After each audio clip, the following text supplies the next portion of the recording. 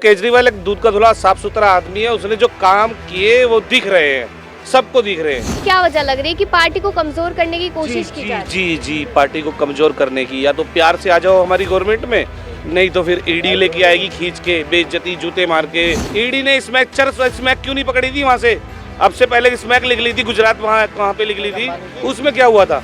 वो कि उनके बाप की थी, उसे क्यों नहीं अरेस्ट किया? पहले पुलिस का भूत था, अब ईडी का भूत है।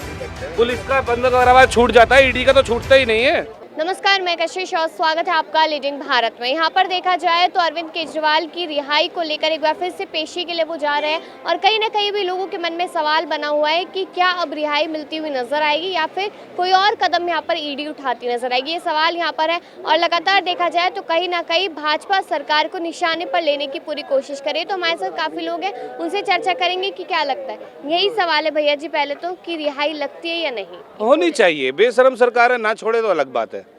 देखो, केजरीवाल एक दूध का धुला साफ सुथरा आदमी है। उसने जो काम किए वो दिख रहे हैं, सबको दिख रहे हैं। और जो उनकी घबराहट है, जबरदस्ती का मुकदमा लगाना, बंद कराना, ये सिर्फ धांधलेबाजी है उनकी।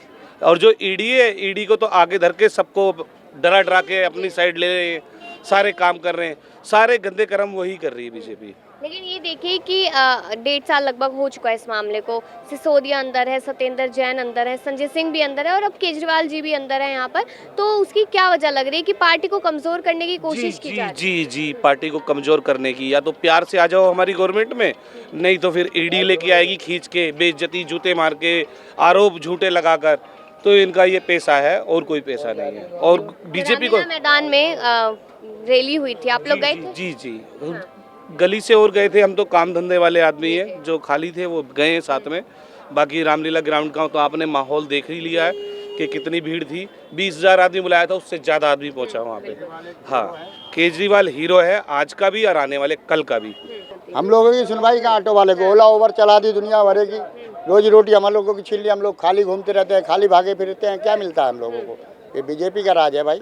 बीजेपी राज में भूख के मरने अच्छे दिन तो मोदी का। दिल्ली में तो केजरीवाल का दवाया तो खुद कमा रहे हैं, कुछ खा रहे हैं, कुछ कमा रहे हैं, कुछ खा रहे हैं। मोदी जी ने क्या किया आज तक? तो लगता है कि जेल से बाहर आ जाएंगे केजरीवाल तो आना है, आएंगे, देर है अंधेर नहीं है, आएंगे, जरूर आएंगे वो। तो मतलब ऐसा कहा जा रहा है कि विकास कुछ भी नहीं किया दिल्ली में, सिर्फ खुद ही खाया, खुद ही भ्रष्टाचार केजरीवाल ने। इसने केजरीवाल ने क्यों भ्रष्टाचार करा? क्या भ्रष्टाचार? भाजपा लगातार प्रूफ मांगा है मैडम, कोर्ट ने ईडी से प्रूफ मांगा।